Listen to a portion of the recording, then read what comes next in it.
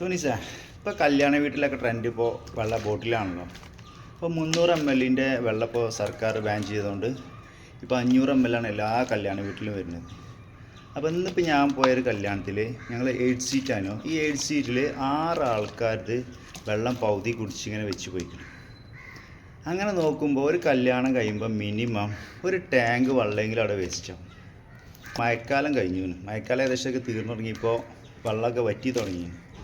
അപ്പോൾ നമ്മൾ എന്ത് ചോദിച്ചാൽ നമ്മൾ വെള്ളം വേണമെന്നുണ്ടെങ്കിൽ മാത്രം എടുത്ത് പൊട്ടിക്കുക. അപ്പോൾ നമ്മൾ മക്കളൊക്കെ ഉണ്ടെന്നുണ്ടെങ്കിൽ നമ്മൾ ആവശ്യമില്ലാതെ 3 4 പൊട്ടിച്ചിട്ട് അവിടെ വേസ്റ്റാക്കി പോകാതിരിക്കാൻ വേണ്ടി ശ്രമിക്കുക മാക്സിമം.